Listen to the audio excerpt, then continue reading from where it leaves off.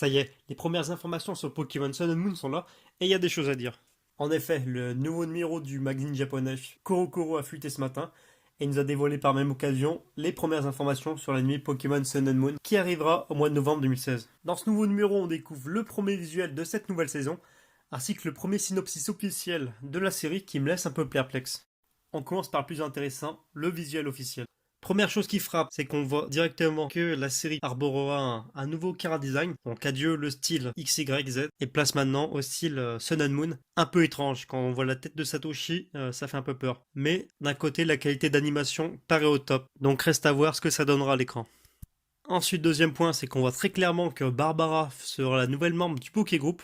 Donc visiblement, adieu Serena, c'est dommage, on t'aimait. Et place à Barbara, une des championnes des îles.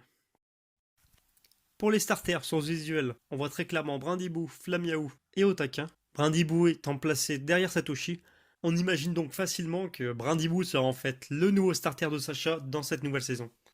Ensuite, niveau nouveauté, si on ouvre bien les yeux, on découvre que la Team Rocket aura un nouveau dirigeable. Adieu donc le dirigeable Miaous.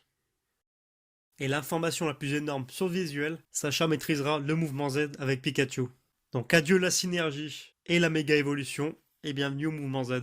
À voir ce que ça donne maintenant à l'écran. Maintenant on va parler du point qui fâche un peu, le synopsis officiel.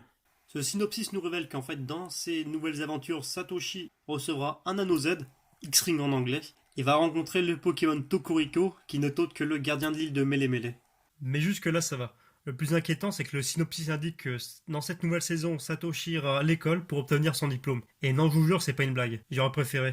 Donc le type, il a failli être maître de Kalos dans la saison précédente, et maintenant, il décide que 20 ans après, il va retourner à l'école pour obtenir son diplôme. Ça promet. Donc, bon, sans vous mentir, j'ai un peu peur pour la suite en tant que fan. Personnellement, le fait que Satoshi retourne à l'école, ça me fait penser à un reboot. On verra ce que ça donnera. Voilà donc pour ce petit flash info concernant les premières informations sur Pokémon Sun and Moon, la série. Si vous avez aimé ce genre de vidéo, n'hésitez pas à la partager, la commenter et à vous abonner à la chaîne. Et sur ce, je vous donne rendez-vous samedi pour une nouvelle vidéo.